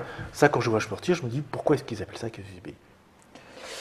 Alors, Stéphane et Tristan, ils sont quand même gros fans aussi de la première version. Ouais. C'est des fans de Casus, c'est des gros fans de JDR. Ils apprécient vraiment JDR. C'est des vrais passionnés. Il n'y a plus de magazines en kiosque et ils ont quand même le courage de remonter un magazine à une époque où la presse n'a plus du tout. Ça, c'est courageux, oui. C'est courageux et ils remontent Casus, quoi. Là-dessus, donc la démarche, elle est sans faute, quoi. Enfin, nous, à l'époque, de toute manière, on les soutient donc, par des pubs. Ils sont lyonnais, nous aussi, donc on leur propose même notre aide plus largement parce que nous, on pense depuis longtemps qu'il y a besoin d'un magazine pour soutenir le jeu de rôle. Ouais. Parce que Black Book, dès l'origine, il s'agit aussi de se battre contre cette sinistrose du jeu de rôle et de remonter le jeu de rôle, quoi. David, c'est un passionné comme il n'y en a pas beaucoup en France, il y a une collection incroyable. Enfin bref, on n'est que des gens qui crèvent à l'époque de voir que le jeu de rôle est vraiment dans la sinistrose. Donc on leur propose notre aide, ils n'en profitent pas forcément, ils font leur truc dans leur coin. Sauf qu'un jour, ils reviennent nous voir et on comprend, mi-mot dans la discussion, qu'ils ont quand même des gros problèmes financiers. On est juste après le numéro 5, ils n'arrivent pas à sortir le numéro 6. Ils sont à peu près sur la même voie que la dernière année d'exploitation de la première version de Casus Belli. Ils sont sur cette voie-là. Ils perdent vraiment beaucoup d'argent. Vous allez comprendre très vite le titre de cette émission, puisqu'ensuite... Qu'est-ce qu'on trouve? Casus Belli numéro 1. Ça fait une belle collecte de numéros. Donc au moment où ils viennent nous voir... On ne peut pas les confondre. Au moment où ils viennent nous voir, David leur dit donnez-nous les chiffres, on va vous dire si c'est viable encore votre truc, nous on veut bien vous aider, on veut bien même peut-être investir. Vous avez une expérience d'éditeur qui commence à être affirmée. On a une expérience d'éditeur et puis on a eu cette mauvaise expérience dans la presse qu'on avait essayé quelque part de leur éditer en voulant leur donner des conseils, mais qu'ils ne sont pas venus chercher au final, donc on ne pouvait pas non plus trop en faire. Donc à ce moment-là, le dialogue se noue en fait, et on s'aperçoit avec les chiffres qu'ils sont dans une situation inextricable, c'est-à-dire que c'est impossible de remonter le magazine, ils ont perdu trop d'argent. On leur fait comprendre, il y a les chiffres. En fait, le problème, mais nous, ça nous arrive aussi, c'est quand on est dans un domaine de passionnés, on a toujours l'impression que ça va aller mieux et que c'est pas grave. On aime ce qu'on fait. On commence par faire ce qu'il faut faire. Sans se poser vraiment la question de la rentabilité, au prix du papier. Exactement. Etc. Et on pense que toujours, on pense qu'il y aura toujours un meilleur lendemain et que ça ira mieux, et qu'il y a plus d'abonnés, plus de ventes, et puis ça se passe jamais comme ça, en effet. Donc il fallait leur donner le petit, leur dire il faut arrêter les gars, vous êtes dans la merde cette fois, il faut faire quelque chose. Vous étiez engagés personnellement dans leur société, donc c'était un vrai cas. C'était un vrai problème. Et en même temps, nous, le souci, c'est que le titre, pour nous, quelque part, ils l'ont acheté à un prix où ils n'auraient pas dû l'acheter, d'une part. Et le titre, avec ça en kiosque, il a perdu de sa valeur. Oui. Parce que c'est plus le Casus d'avant, parce que les ventes ressortir un numéro 1 quelques... Oui, puis le coup de Casus Belli ressort, ça commence à... Ouais, on l'a déjà vu, si tu veux. Non, c'est ça. Et les réactions, d'ailleurs, ne sont pas très positives à l'annonce du premier... de la reprise de Casus Belli, il y a pas mal de gens... c'est ça. On a essayé de materner quand même les abonnés, donc ça s'est plutôt bien passé avec les abonnés, qui nous ont, à 90 ou 95%, ils se sont réengagés. Alors qu'ils ont perdu leur abonnement sur celui-là, en partie. Et nous, on leur a envoyé une lettre en leur disant on ne peut pas reprendre, c'est plus la même société, on ne peut pas reprendre votre abonnement et vous envoyer des numéros gratuits, c'est pas viable financièrement. Par contre, est-ce qu'on leur a... Oui, on leur a envoyé le numéro 1 quand même. On est vraiment sympa, quoi. Et on leur promet autre chose s'ils se réabonnent dans nos collections à nous. Et donc les gens se réabonnent. Et les gens ont suivi. Les gens ont suivi. Et après, il y a eu des soucis au niveau de la... Bon, et là, je vois. Alors là, vous renouez carrément, parce que je vois article Froideval. Gigax, c'est moi. Donc là, on reprend les bases. Bon, Pathfinder, forcément. Et en titre, c'est les 2 gros jeux du moment. L'appel de Pathfinder Cthulhu, 30e anniversaire. Et le retour de Croque-le-Beau. Alors là, on sent que oui, là, vous avez beaucoup lu Casus quand vous étiez petit, c'est ça? Oui, de toute façon, l'idée, c'était de ramener tout le monde, ramener toutes les générations. Voilà, on est allé proposer, enfin, Tristan et Stéphane ont continué à travailler dedans.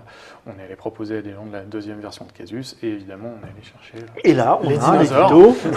Et même pour dire l'histoire, la petite histoire, c'est que la première chose qu'on a faite après avoir récupéré le titre, c'est d'appeler Didier. C'est-à-dire que tous ces anciens qui à ce moment-là, qui n'étaient plus du tout dans le milieu du jeu de rôle. C'est-à-dire que les chutes C'est successives quoi de d'être Casus... traité d'ancien? Ça me semble De déjà- grands anciens, voilà. pardon, de grands anciens. Bon, et Ça, là, pour roder, justement, c'est le problème, c'est depuis longtemps qu'on m'appelle ancien. C'est ça qui est, ça, c'est une deuxième édito couche. Gallo Guizerix. Voilà. L'idée, c'était de Donc rassembler... Stéphane, qui était un des 2 partenaires sur le projet. C'est bon. Voilà. Et là, ça se passe comment? Vous êtes mort quand, vous, alors? Mais on n'est même pas mort. Vous êtes même nous, pas On mort. n'est pas mort, pas encore. Déjà, on n'est pas en kiosque. Donc Ouais, on ça. limite beaucoup les risques. Vous tirez à combien, vous, maintenant, alors? On tire quand même à 5000 exemplaires. 5000 exemplaires. Et on vend, en tout cas sur les premiers numéros. Bon. on vend Combien quasi d'abonnements, 5 si c'est pas 500. indiscret? On est à 1300 abonnés. Ouais, c'est pas mal. Ce qui est plutôt très correct. Ouais, ouais. Et du coup, pas de retour des kiosques. Et D'accord. ce qui permet que le magazine survive, ce qui permet de payer tout le monde dans le magazine aussi. Ouais. Bon, alors c'est pas des salaires, c'est pas des fixes comme à la grande époque, mais au moins Ouais, tous ouais, les oui, non. pigistes ont quelque chose. Il n'existe plus les fixes dans Ouais, non, là, l'écriture, c'est monsieur. compliqué. Dans la presse, Il y a- c'est ça. Il y a quelques, donc, il y a on a quelques aussi- vieux planqués comme moi qui peuvent. On a réussi à faire revenir Tristan Lhomme, qui avait un peu quitté le milieu, Ouais. voilà, et qui Alors, maintenant... un de tes anciens grands Voilà, collaborateurs. qui, Ah oui, qui a- un des piliers de un des Casus, piliers, en termes de... de Casus, qui a commencé dans Casus, qui maintenant qui travaille beaucoup pour l'Appel. Philippe Rat Philippe également. Rat, ouais. Et puis, bon, Pierre Rosenthal n'a pas beaucoup participé, Mais mais il c'était va, pour des ouais. circonstances personnelles un peu Ouais, délicates. ouais, Mais il a été sollicité dès le début aussi. Il a quand même écrit ouais. un article. Et puis, on espère qu'il y aura Bah, là, en des ce choses moment, à il ne faudra dire pas avec trop le lui pousser, aussi plus tard. j'imagine. Il est dans une bonne dynamique. Il est de retour. Voilà. Et puis des noms qui n'étaient pas connus avant, mais qui font quand même aussi partie de l'ancienne génération qui viennent collaborer. Je crois que c'est ça qui est vraiment intéressant, c'est qu'il y a eu 3 générations. Il y a vraiment ceux de la première heure, il y a ceux des années 85-95, et puis tous ceux qui sont arrivés dans les 10-15 dernières années, avec beaucoup de jeux nouveaux, une approche nouvelle des règles. Il y a pas mal d'auteurs français Voilà. actuels qui sont connus dans le JDR, Voilà, qui Jérôme participent. Brand, Bob Barco. Donc, nouvelle Et puis, génération. aussi pour finir sur les grands anciens, parce qu'il faut citer tout le monde, Croc nous a fait la joie et l'honneur de se Ouais, enfin, joindre à nous De se remettre, ouais. Ségur, voilà. dès ce Ah oui, numéro-là, ouais, dès ouais, le ouais, numéro ouais, un, ouais, ouais. proposant Il est venu un vous scénario Pathfinder, qui l'eût cru, Ah ouais. un Ouais. scénario donge. Bah non, parce qu'il y joue voilà. beaucoup, je sais. Ça. Il s'est remis au JDR. s'est Ouais, remis au avec- JDR. Et là, on passe à la génération qui fait jouer ses enfants maintenant. Exactement. ouais. Ouais, Ah oui, il y a un gros revival en ce moment. Enfin, ma femme Ouais. est prof en lycée. Donc, est-ce Et que le dans jeu de le rôle lycée, est il y a du mort alors? Alors Dans les justement, années on 80. en parlait tout à l'heure un petit peu. Parce que moi, je dis ça en plaisantant, parce que je Ouais, sais bien que c'est sûr. pas tout à fait vrai. Bien sûr, bien sûr. On en parlait un petit peu tout à l'heure. Nous, donc Black Book, depuis le début, c'est non seulement faire du JDR, mais c'est aussi se battre pour refaire venir le JDR au premier plan, quoi. Et d'ailleurs, quand on a fait Black Box et quand on a fait ce casus-là, c'est pas, Voilà, ce sont pas des Black magazines Book- qui sont Black juste Book, pour ceux un- qui vous connaissent pas, vous faites quoi? Qu'est-ce que vous éditez? Black Book, on a commencé en 2004 par publier un jeu amateur du net qui s'appelait Pavillon Noir, Ouais. un jeu historique sur les pirates. Ouais. Renaud Marois, l'auteur, avait été voir tous les éditeurs français. Il paraît que c'était pas terrible parce que de jeux de le rôle. livre était pas en complet. deux parties. Il n'était pas complet, c'est ça. Il a été voir tous les éditeurs de jeux de rôle et pas mal d'éditeurs de BD aussi. Et ça n'avait pas marché. Et du coup, voilà, j'en avais entendu parler qu'un ami qui est aussi associé dans Black Book. Et du coup, on a testé, ça m'a beaucoup plu. Et je pensais qu'il y avait une niche à prendre sur les pirates, sur l'univers pirate en JDR. Et parallèlement à ça, bon, parce que je me disais que le jeu français ça pouvait marcher, mais qu'il fallait quand même. On était en plein boom du D20. Ouais. Et il y avait un univers D20 qui me plaisait beaucoup et qui n'était pas traduit en français, qui s'appelait Midnight. Alors, tu décryptes des vins pour les mal Alors le comprenants. D20, c'est Donjons et Dragons, la 3e édition. Ouais. Voilà. Ils ont fait une licence ouverte qui permettait à tous les éditeurs Open tiers, source. l'Open Game Licence, la D20 licence d'abord et ensuite l'Open Game Licence. Ils Ouais. ont permis à tous les éditeurs de faire des suppléments, des jeux avec leur système de règles. Ce qui a explosé complètement les ventes Ouais, de vraiment. Donjons et Dragons. Ouais. Ouais. Ah oui. Et qui a permis à pas mal d'éditeurs aussi de se lancer.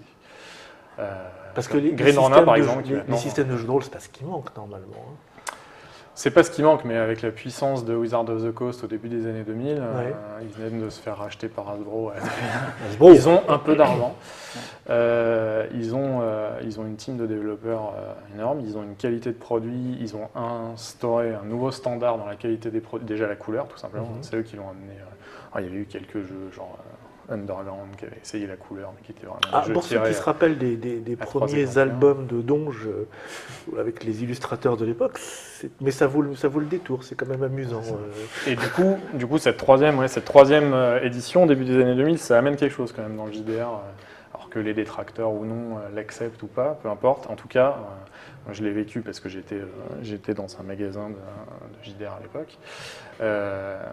Les ventes de JDR ont remonté à partir de ce moment-là, quoi. Ouais. Et le net a pas bousillé tout ça, enfin a pas pris le pas sur le papier. Parce que on imagine très bien que le jeu de rôle, on peut très bien faire ça directement sur du net. Ouais, mais les gens aiment la beauté du produit, hein, de toute façon. Ouais. On a encore le JDR, Ouais. en tant que joueur de l'appel de Moi, Cthulhu, et avec la nouvelle mon credo édition, tu aussi, dois c'est le qu'il y a un savoir. besoin de ressources, de compulser des notes sans arrêt. Et quand même, sur un truc papier sur lequel on est un petit peu habitué, c'est telle page. Non, puis Et l'aspect bel l'autre truc, objet, c'est telle page. Et là, le net, il ne peut pas s'accrocher. Entre ça, là, j'ai vu, et puis ça, j'ai vu, ça a pris 4 secondes. Et honnêtement, un truc où tu peux aller de chapitre en chapitre et lire ce que tu veux en moins de 4 secondes sur le net, c'est pas encore le cas. Et après, le jeu de rôle, à la base, on n'a besoin de rien. C'est-à-dire qu'une fois qu'on connaît les règles, on pourrait jouer comme ça, sans bouquin, sans acheter de bouquin. Donc déjà, si les gens achètent des bouquins avant, c'est bien parce qu'ils en ont trouvé une utilité. C'est pas parce qu'il y a Internet que ça change Oui, finalement. le système des vins et tant le que ça, GL quoi. sont en ligne. Hein. N'importe qui, même Pathfinder, n'importe qui peut aller consulter le système. Bon, il n'y a pas les illustrations et la belle mise en Ouais. page, mais n'importe qui peut aller jouer avec les systèmes qui sont en ligne. Bon, Pavillon Du coup, Noir, ça- et puis ensuite alors Et donc Midnight en même temps. Midnight. Midnight en même temps, qui est un univers très très sombre, Ouais. donc un dérivé du système des vins, qui prend un postulat de base assez simple, c'est la Terre du Milieu si Sauron avait gagné en gros. D'accord, Voilà, ah oui. donc c'est très très dark, et c'était un univers vraiment très sympa, édité par Fantasy Flight Games, un petit éditeur américain, Et qui- Qui a qui fait commence ses à preuves par la percer un suite. peu. Qui a fait les preuves ses preuves par la suite. Voilà. Et puis après, il y a Shadowrun, Ouais. Pathfinder, bref, tout ça qui sont des grosses licences connues du public rôliste. Et qui. Bah, qui ont fait Pathfinder, l'essor ça a de- pris la place de Donge, non Exact, enfin jusqu'à la Donge 5 qui vient Ouais. de sortir, hein, donc Ouais. c'est un peu tôt pour parler, mais oui, Ouais. ça a été un peu. Ça a pris la place de l'événement, Donge 4, quoi. ouais. Parce que Donge 4 plaisait pas au public. Donc c'est Donge, devenu le jeu de rôle médiéval fantastique. Exactement. Ouais. Et donc tout ça a participé à l'essor de Black Book au moment où Casus Belli est repris. Mais comme je disais tout à l'heure, quand on reprend le magazine, et même à l'époque de Black Box, Black Book pense au jeu de rôle en général et décide de faire ces magazines J'en montre sans, quelques-uns. sans se servir la soupe, quoi. Faire un vrai magazine généraliste pour tous les éditeurs, Ouais. sans prendre les, Parce que là, les ça ressemble rôlistes pas à un pour des magazine, ça imbéciles. ressemble à un bouquin. C'est C'est un MOOC. Un MOOC. C'est un MOOC. Et dont le look nous a été clairement inspiré droitement d'un MOOC sorti en kiosque qui s'appelle Ouais. IG Mag, Ouais. publié Ça par s'appelait Ankama, IG Mag. qui s'appelait IG Mag. Malheureusement, Qui était très très bien. il Très très bien s'est sur le arrêté. jeu vidéo. Ouais. Et qui était vraiment un très bon magazine. Et donc on a repris un peu dont on a repris le design. On leur doit ça, on les remercie.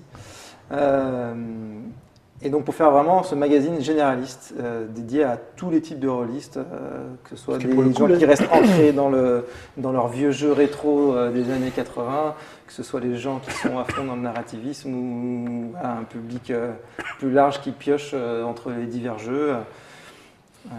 Donc vraiment, on garde cette volonté-là de Et dès le soutenir tout le jeu de rôle en général, quoi. Et dès le numéro 1, il y a dedans un jeu d'initiation.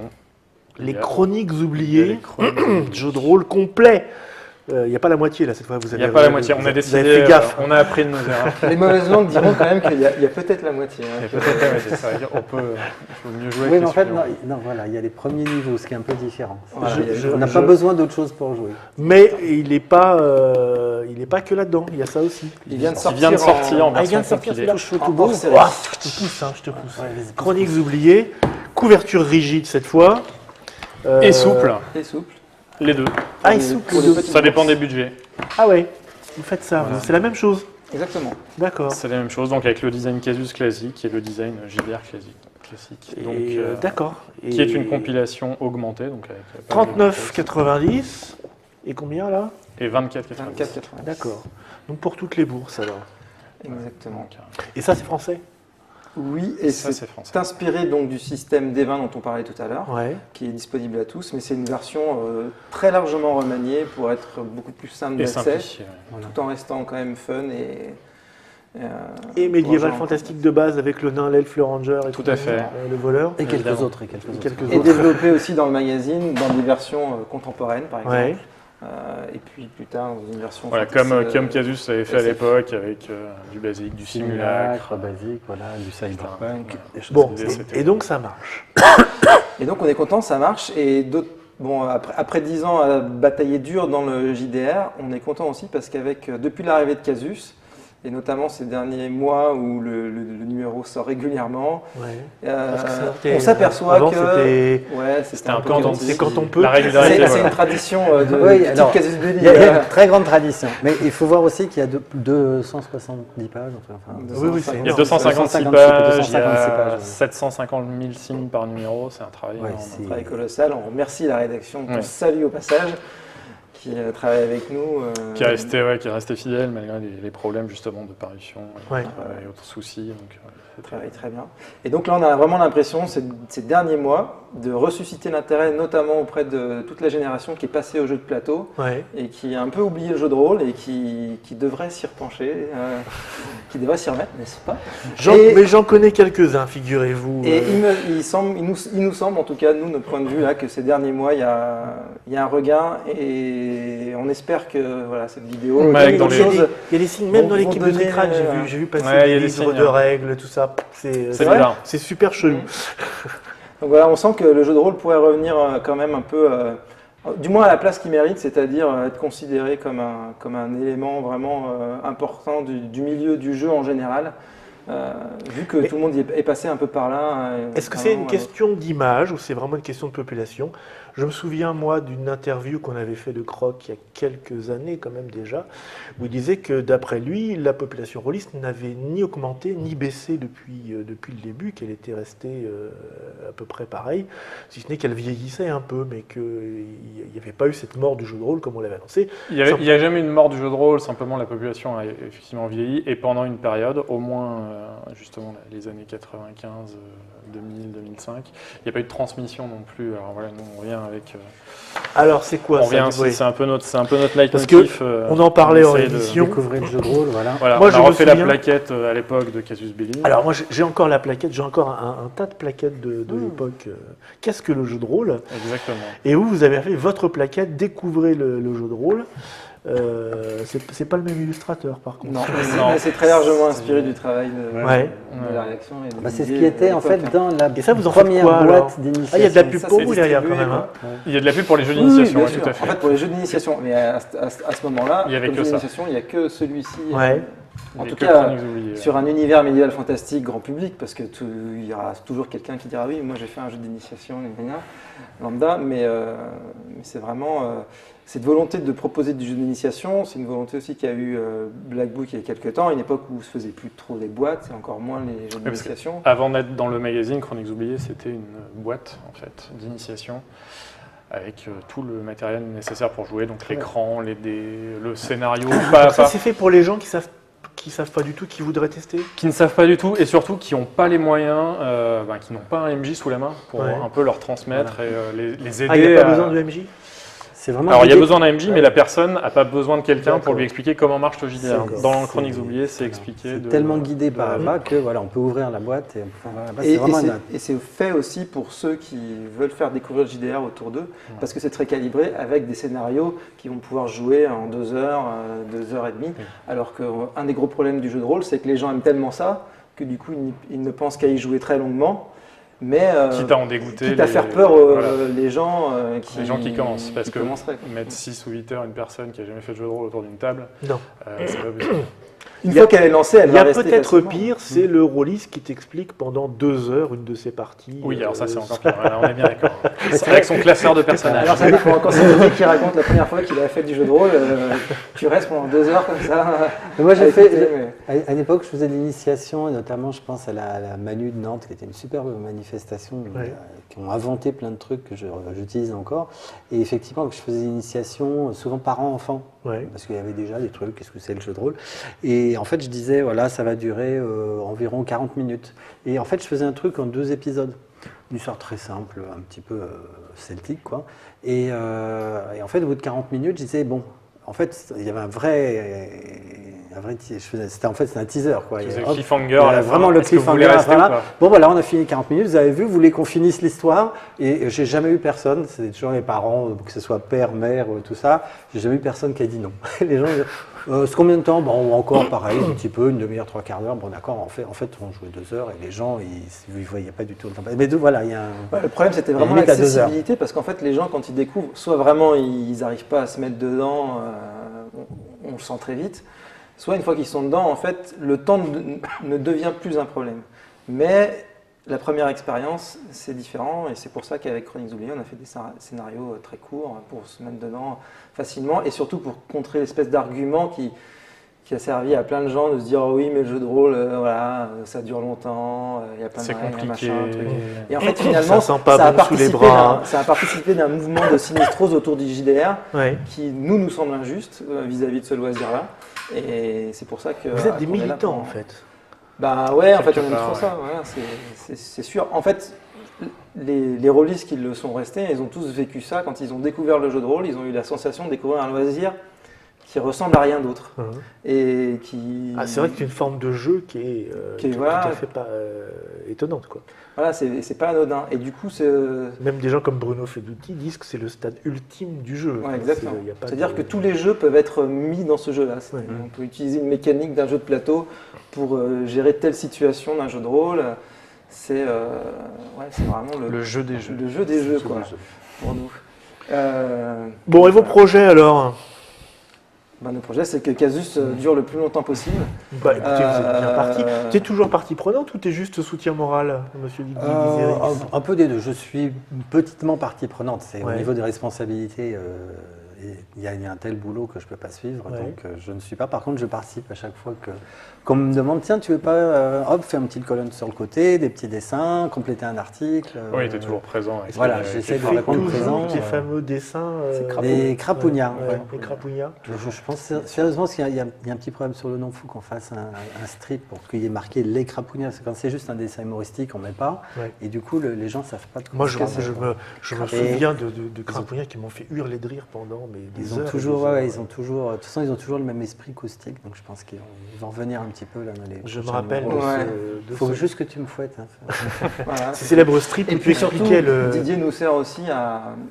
Il fait partie de ces gens, je pense Croc, c'est un peu pareil, qui ont la mémoire du jeu de rôle.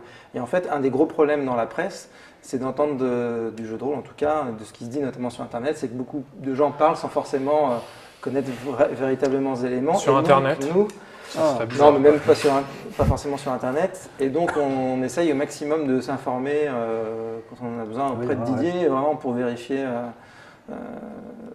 les choses, faire le magazine vraiment le plus sérieusement possible, quoi. Et c'est vrai C'est que des gens comme ça, source d'information. c'est vraiment, voilà, c'est vraiment important. C'est vraiment, d'avoir ces gens-là, c'est vraiment important. Ça nous tenait à cœur hein, de C'est du bien, ça. Hein. Ouais, de redorer le blason des grands anciens et Voilà. Et du coup, ils reviennent dans le milieu, on Ouais, les il voit, voilà. On Il les voit se est réinvestir. remotivé aussi. Parce Croc que, aussi, vous Ouais, revient de Croc temps en va temps, ressortir sa nouvelle édition de Indomistanis. Enfin, Ouais, bref, oui, les gens ça- reviennent maintenant. Du coup, On en au jeu de reparlera, rôle. ça, de plus précisément. Ouais, ouais. à coup sûr. Donc ça, c'est un vrai plaisir de voir tout le monde réinvestir tout ça. Et nous, ce qu'on espère, c'est vraiment que le jeu de rôle se développe pour sortir de cette ornière où il y a beaucoup de gens qui travaillent pour pas grand-chose. Voilà, C'est parce que toujours, du un peu, boulot, c'est toujours quoi. un peu le cas, non? Ouais, c'est toujours, Ouais, c'est toujours- très largement le De cas. toute façon, ouais, pas tous si- les si éditeurs on veut- actuellement. alors, Si on veut c'est- faire fortune, c'est pas ça qu'il faut faire tellement. Non. quand même. Et à la limite, c'est pas grave, parce qu'on reste entre passionnés comme ça, et les plans C'est mieux, marketing, c'est tout mieux, ça, voilà, c'est mieux de rester entre passionnés et d'éviter que. Ouais, mais vous n'avez pas peur de tomber justement dans l'ornière de l'excès du passionné qui devient justement, qui va rechapelliser un peu le truc? Bah, c'est ce qu'on Non, essaye de pas faire. Ouais. Après, Ouais. voilà, l'avenir Chacun. dira. Je pense que c'est pour ça que c'est intéressant de mélanger les générations, parce que du coup, dans le discours, parfois explicite, parfois sous-jacent dans les articles, il y a des gens qui ont vécu effectivement cette espèce de fragmentation, quoi, et ça retranscrit, c'est-à-dire que les gens ont une version vraiment négative de tout ce qui peut séparer les joueurs et donc entraîne les gens à être curieux de ce qui se passe. On peut très bien être passionné pour un jeu et curieux de ce que fait le voisin. Donc c'est ça qui est intéressant. Et je pense que c'est ça que rend bien aussi le magazine papier. C'est-à-dire que le magazine papier, avec sa diffusion énorme, bon, en général, le magazine est lu par 3 à 5, dans le milieu du jeu de rôle, c'est presque jusqu'à 10 personnes. Ça veut dire qu'il y a tout un tas de gens qui ont une information à partager, qu'ils soient d'accord ou pas d'accord, ils ont tous vu la même information, alors que les sites internet fonctionnent souvent avec des bulles qui ont l'air importantes, mais qui ne le sont pas tant que ça. Et, La fameuse bulle Internet. Voilà. Et aussi, je pense que quand on voit un magazine comme ça, même si on n'a pas le temps de tout lire, on le feuillette. C'est-à-dire qu'on voit les premiers mots, on voit les premières choses. Donc on sait que le truc est là, on sait déjà un petit peu de quoi ça parle, alors que sur l'information telle qu'elle est sur le net, soit on a un préfiltrage qui fait qu'on voit que ce qu'on a envie de voir, qu'on a l'habitude de voir, et le reste on l'oublie, soit quand on est curieux, on a quand même une vision très ponctuelle. C'est-à-dire il y a peu de choses qu'on voit en diagonale, c'est un peu possible, mais c'est beaucoup moins efficace. Ouais. Donc je pense que les gens qui lisent un magazine papier ont une vision beaucoup plus large de tout un tas de détails vers lesquels ils vont pouvoir revenir quand ils auront le temps, l'envie, Mais la néanmoins, motivation. vous avez un site Casus Belli. Exactement, et il y a Ouais. aussi une version que je peux vous Ah, montrer, parce que j'ai vu qu'il y avait PDF, un petit appareil. là. une version PDF des magazines. Et tous les abonnés ont donc accès à la version PDF quelques jours, une bonne dizaine de jours avant que la version papier arrive. Uh-huh. Et ils en disposent gratuitement. Et après, on peut l'acheter juste en PDF si Et on on veut. peut l'acheter, et une fois que c'est sorti, on Voilà. peut l'acheter. Je regarde si on voilà. On peut l'acheter évidemment que en PDF pour ceux qui sont à l'autre bout du monde, par exemple, et Oui, qui, voilà. Qui peuvent payer les frais de port, exemple. exactement. C'est vrai qu'avavec l'avènement des tablettes, Et vous avez le des PDF couvertures de devient- Brom. Oui. Ouais, on est comme ça. Ce sont des potes avec Brom maintenant. Ouais. Alors, je suis pas sûr qu'il l'ait fait spécialement pour Casus Belli. C'est vrai. Faudrait voir, mais par contre, il est interviewé dans ce magazine et c'est Ouais. pour ça qu'il nous a donné Ah oui. l'opportunité D'accord. de mettre cette couverture. Brom que moi j'avais découvert via qu'on Magic. remercie. Non, c'était pas Magic, c'était Guardians. Avec Guardians, Ah, il y a Guardians. beaucoup de. Ouais, il y a beaucoup de livres de. C'est ça, ouais, il y a tous les, Il y avait des- tous des- les des grands tueurs grands. étaient- Voilà. Et le jeu était essentiellement intéressant à cause de ça. Des Le reste, illustrations. beaucoup moins. C'est ça, il était petit, il avait fait aussi toutes les illustrations de couve, c'était Dark Sun. Dark Age. Sun. Dark Ah Age. non, Dark Sun, non. Dark Sun, Oui, Dark Dark Sun, Sun, ouais, non, Dark JDR, Sun, Dark Sun, Sun, ouais. bien sûr. L'avantage du JDR, c'est que c'était des grands dessins, et comme ces dessins sont très beaux, grands, ça le faisait bien. Ça, je sais. Bon, ben merci à vous d'être Voilà. venu nous présenter tout ceci. Donc, prochain Casus Belli, les gars, vous êtes à quel numéro là? Le numéro 12. Le numéro 12 Ouais. arrive après-demain. Après-demain, il y a quoi dedans? Allez, dites-nous. Alors, il y a évidemment toutes les critiques du moment et il y a surtout un gros univers de création française pour Chroniques oubliées, justement la version contemporaine, qui s'appelle New York Gigante, Ouais. écrit par Romain Duissier. Donc, ça va être un gros morceau qui s'accompagne d'un scénar. Et puis, une grosse interview de Marc Nunes, de Space Cowboy, d'Asmodée, qui revient sur les années Cirrhose, Ouais. toute Ah la oui, c'est création, aussi, voilà, parce que avec Croc, C'est les autres. En gros, on va dire, il y avait l'équipe Casus et l'équipe Cirrhose. Il y avait à l'époque, on disait il y a les gentils et les méchants. Ouais, alors c'est un peu plus Arrête d'être compliqué trop que ça, parce qu'il y gentil, avait d'autres chapelles, etc. Mais Ouais. ce qui est sûr, c'est qu'à Casus, ils ont toujours été gentils. Ouais. Mais bon, ce Tyros qu'on a appris à connaître nous plus récemment, on les trouve finalement Ouais, c'était pas si assez Mais gentils. Hein. Ils ont vieilli, ils se sont ramollis. Peut-être. C'est ça. Mais nous, on les trouve Non, gentils. mais hein. C'est même, peut-être là- même à l'époque où on se mordait le nez, ça ne nous a pas empêché de faire une campagne de Captain Voodoo avec Marc Menès voilà, à la même table que nous. Enfin, je veux dire, c'était... Et c'est pas quelqu'un d'hypocrite, donc Non. ce qu'il avait à nous dire, il nous le disait en face en rigolant, et on répondait aussi en rigolant, et on s'est toujours très bien entendu. Pas de langue de bois dans cette interview, en tout cas, c'est clair. Voilà. Bon, ben on verra ça, on sera Voilà. curieux de voir ça. Merci à vous d'être venus. On se revoit pour. On se fait une partie de jeu de rôle un jour entre crack. Justement, tu joues quand, toi, la prochaine fois? Eh ben on verra. Peut-être aujourd'hui. Ah bon. Bon, ben écoutez, merci à vous de nous avoir suivis. Merci à vous de nous avoir expliqué ces choses à la fois du passé, du présent et puis du futur aussi. Donc ça qu'on vous souhaite long et brillant, long et dur, brillant. Et nous, on se retrouvera pour une prochaine Trick Track TV où vraisemblablement on parlera d'un truc qui sera complètement différent. Ou pas.